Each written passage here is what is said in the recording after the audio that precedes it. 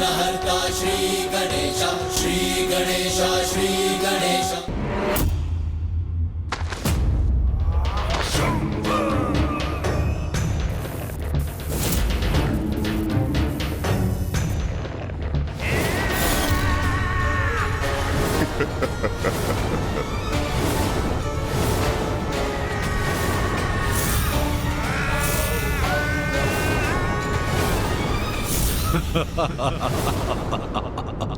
आज से ये आसन इंद्रासन नहीं, शुंभासन के नाम से जाना जाएगा। आज से देवराज भी मैं ही हूं।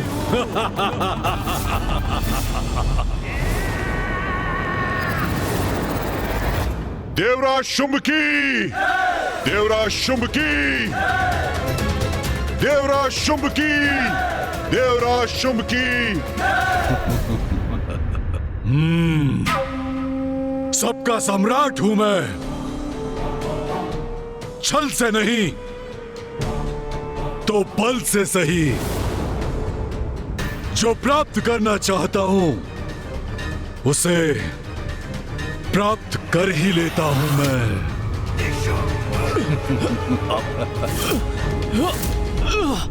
देवताओं, जो कुछ भी तुम्हारा है सब कुछ मेरा हो चुका है।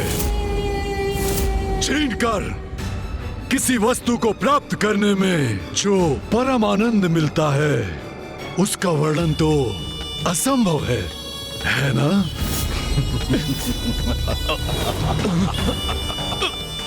अब मेरे सेनापति अपना अपना आसन ग्रहण करेंगे।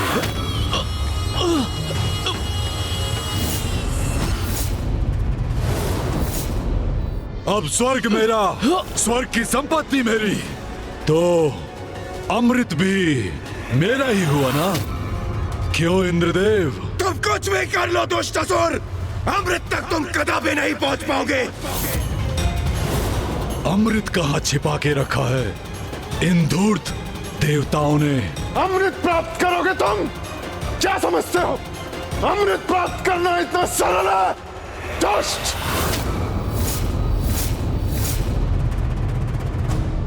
रस्सी चल गई पर बल नहीं गया। तुम सभी देवताओं को मैंने स्तंभ पर बांध रखा है, लेकिन अब तक तुम सभी का अहंकार नहीं मिटा। महाराज शुंभ, इस व्यर्थ के वार्तालाप का अब कोई लाभ नहीं। आपको स्मरण है कि जब आपने इन देवताओं को अपने राजभवन में आमंत्रित किया था तो असुरी नारियों ने कितना मनोरंजन किया था इन देवताओं का। हाँ, किया तो था, और उस मनोरंजन में इंद्र को कितना आनंद आया था।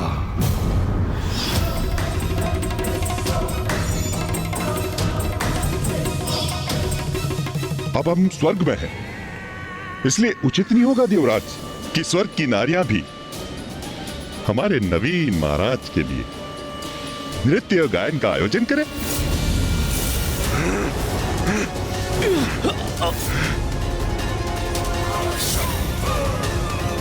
ये दुष्ट अब हमारी स्त्रियों का अपमान करना चाहता है। वाह भ्राता निशुंभ, तुम्हारा ये उत्तम सुझाव है। स्वर्ग की देवियों का भी उनके नवीन महाराज के प्रति कोई दायित्व है। जब स्वर्ग ही मेरा है तो यहाँ की देवियों पर भी मेरा ही अधिकार हुआ ना? अवश्य भ्राता, अवश्य। हाँ देवराज शुंभ, कैसी धृष्टता है यहाँ की स्त्रियों की। अपने नए देवराज का स्वागत तक करने नहीं आई और ना ही कहीं दिखाई दे रही है। तो क्या अमृत के साथ साथ अपनी देवियों को भी छुपा के रख रखा है इंद्र ने?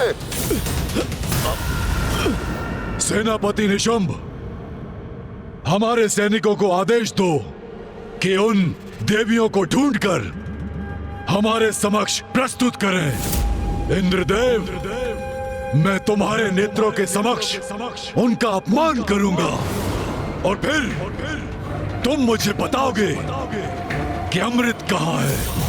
इतना साहस तुम्हारा! ऐसा कदापि नहीं कर सकोगे तुम। महाराज शुंभ, मुझे आज्ञा दीजिए, मैं अभी उन देवियों को खींच कर लाता हूँ। उसकी कोई आवश्यकता नहीं।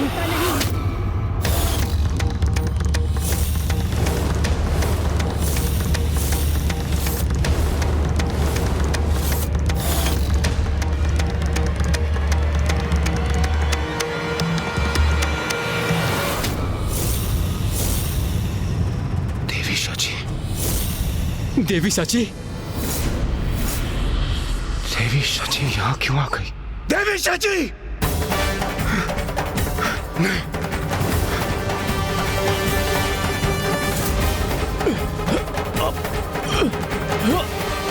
स्वामी एवं अन्य देवताओं की ऐसी दुर्दशा करती है इन असुरों ने। इस दुष्ट के जाल में फंसने के लिए आप यहाँ क्यों आई है देवी सची?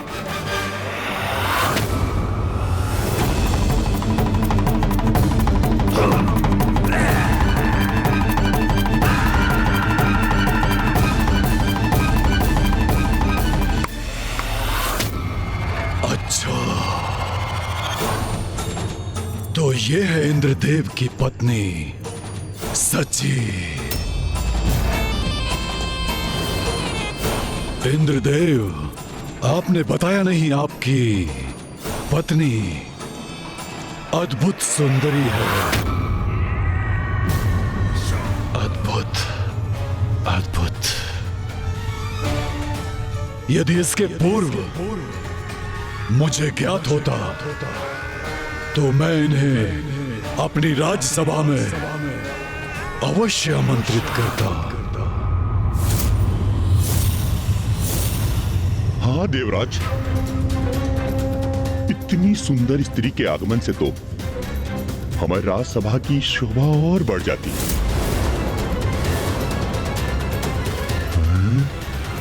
दुष्ट असुर, शांत हो जाओ। देवी सची, इस दुष्ट के मुख से मैं आपके प्रति ऐसे वचन कदापि नहीं सुन सकता। आप चले जाइए यहाँ से, जाइए। अरे रे रे रे, कैसे चले जाएंगे आप? हम तो मनोरंजन की प्रतीक्षा कर रहे थे। हमारा मनोरंजन तो आपके रूप में प्रविष्ट हुआ है, तो हम आपको कैसे जाने देंगे?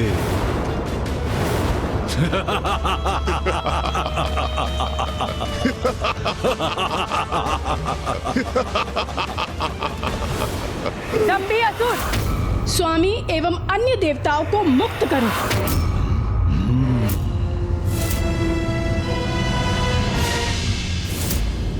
अवश्य करूंगा, अभी और इसी क्षण करूंगा, परंतु उसके लिए तुम्हें मेरा बंदी बनना होगा।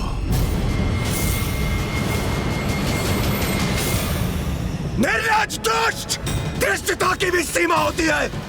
मुझे मुक्त करके देख, फिर मैं तुझे कैसा पाठ सिखाता हूँ। इंद्रदेव, अपने स्वर नीचे करो। अब तुम देवराज नहीं रहे, मात्र तुच्छ हमारे बंदी हो। ये सची, मैं तुच्छ नारियों से विवाद में नहीं पड़ता। जाओ और जिन देवियों को तुमने छुपा के रखा है ना, मेरे सामने लेकर आओ। चलो जाओ यहां से।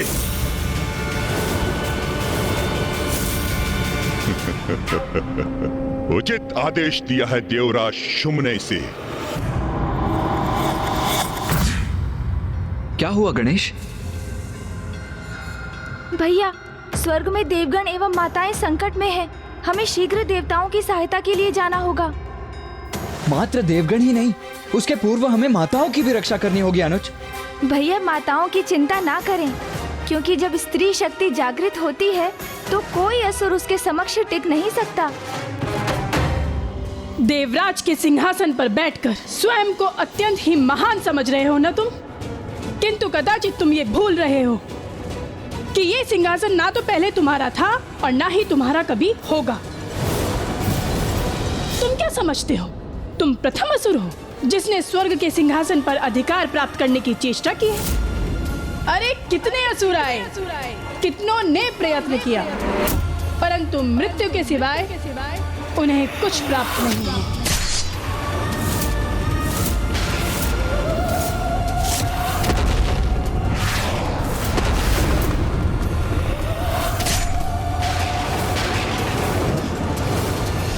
अपने पूर्वजों से कुछ नहीं सीखा क्या तुम असुरों ने?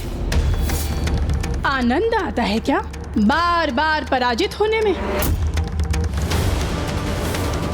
कितनी बार पराजय हुई तुम्हारी, किंतु समझ में नहीं आया तुम्हें कि स्वर्ग पर तुम कभी अपना अधिकार स्थापित नहीं कर सकोगे।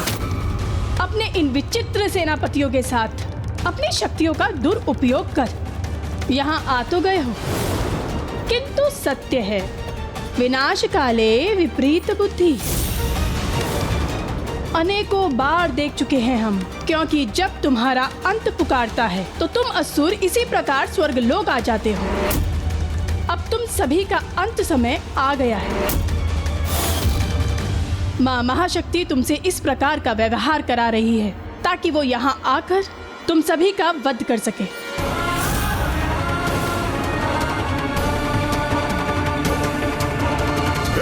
तुच्छ नारी, बहुत बोल चुके हो तुम।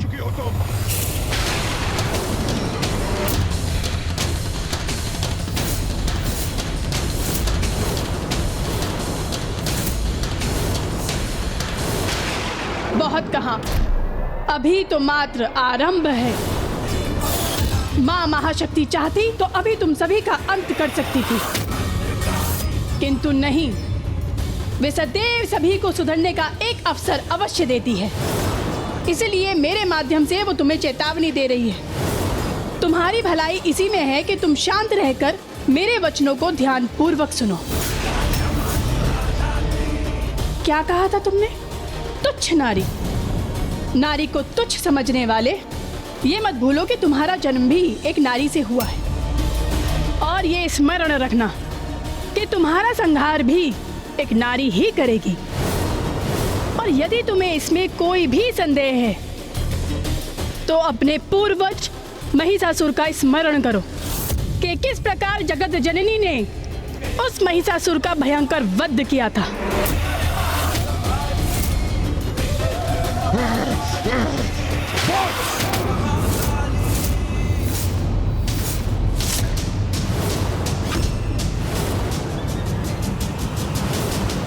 इतना दुस्साहस तुम्हारा! हे नारी, इस अनर्गल प्रलाप से मेरा समय व्यर्थ मत करो। मैं यहाँ तुम्हारा प्रवचन सुनने नहीं आया हूँ। देखो ऊपर देखो, तुम्हारे देवता किस तरह बंधे हुए हैं। देखो, चारों ओर दृष्टि घुमाकर देखो।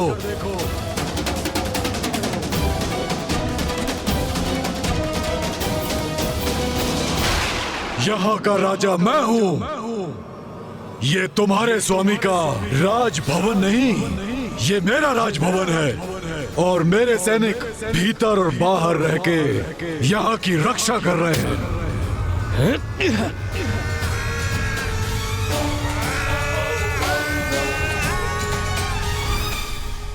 अब मैं हूँ देवराज, किंतु तुम चिंता मत करो। देवरानी के पद पर तुम ही स्थित रहोगी।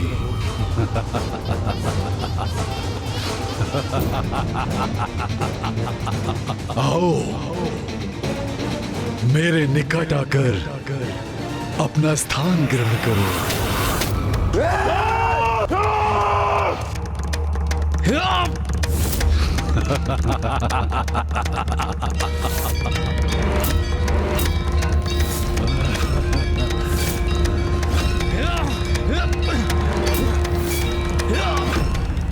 वाह वाह, बड़ी सौभाग्यवती है देवी शची। इतना कुछ होने के बाद भी महाराज शुंभ ने अपने निकट बैठने की अनुमति दी है आपको। अरे जाइए देवी, अपना स्थान ग्रहण कीजिए, जाइए।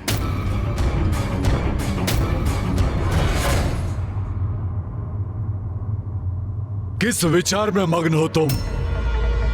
अंततः तुम सभी स्त्रियों की एक ही अभिलाषा होती है,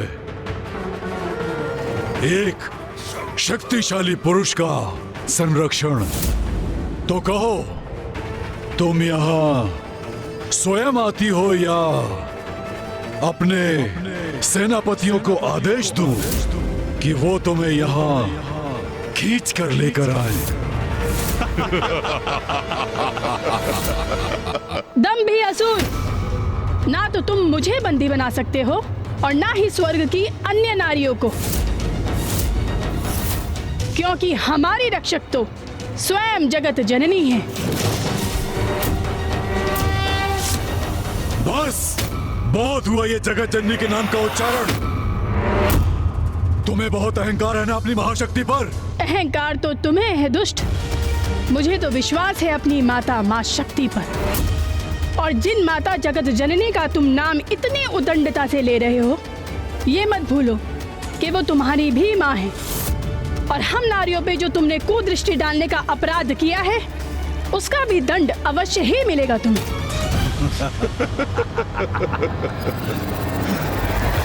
तो क्या करूं मैं? तुम सभी नारियों की क्या आरती उतारूं? और अगर इतना विश्वास है अपनी माता पर, तो सभी नारियां छिपकर क्यों बैठी हैं? छिपकर कोई नहीं बैठी है शुंभ। तुम यही ज्ञात करना चाहते हो ना, स्वर्ग लोक की अन्य नारियां कहाँ हैं? वो सभी माता के मंदिर में हैं।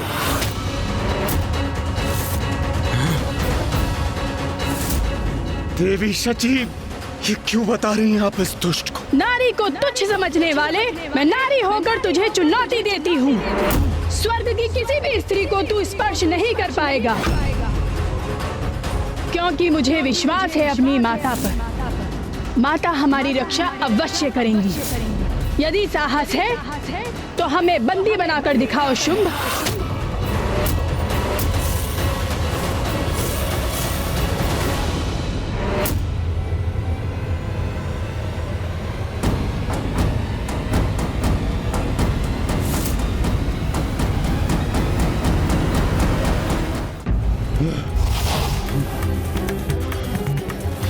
इतना दुस्साहस इसका! महाराज शुंभ को चुनौती देकर जा रही है। रुक जा निशुंभ।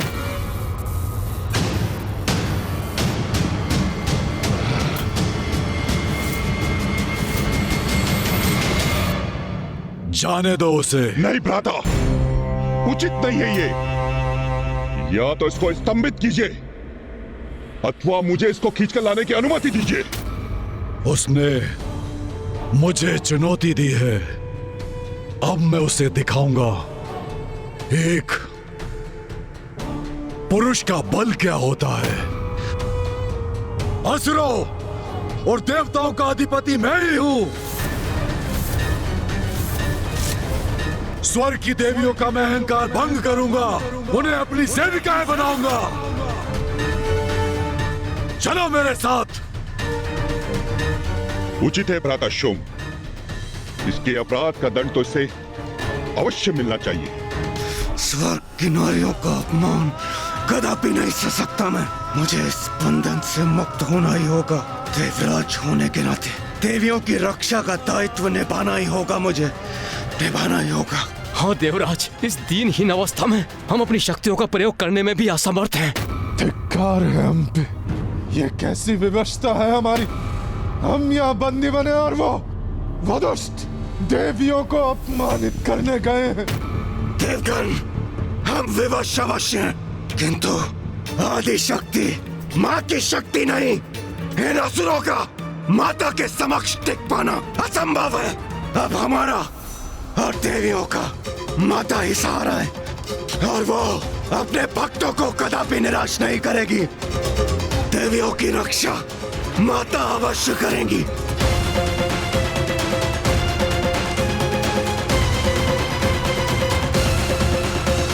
या देवी सर्वभूतेषु शक्ति रूपेण संस्थिता नमस्तस्यै नमस्तस्यै नमस्तस्यै नमो नमः।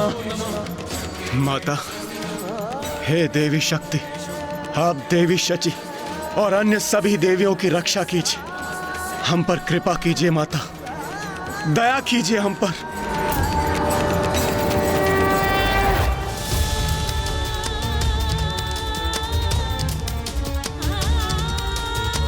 माता, हम सभी देवियां आपकी शरण में हैं। मुझे विश्वास है आप मेरी प्रार्थना का मान अवश्य रखेंगी, हमारी रक्षा अवश्य करेंगी आप।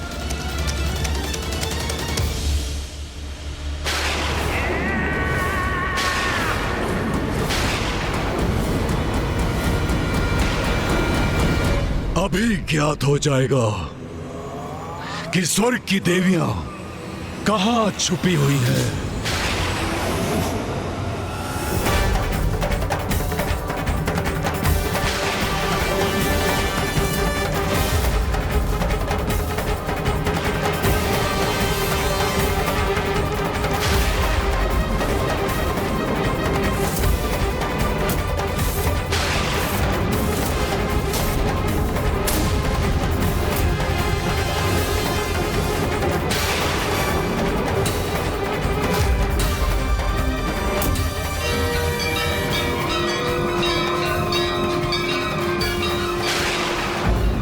परिस्थिति चाहे जैसी भी हो, व्यक्ति को स्वयं के प्रयास के साथ ईश्वर को भी स्मरण करना चाहिए। धार्मिक वीडियो सबसे पहले देखने के लिए हमारे चैनल को सब्सक्राइब करें और बेल आइकन दबाएं।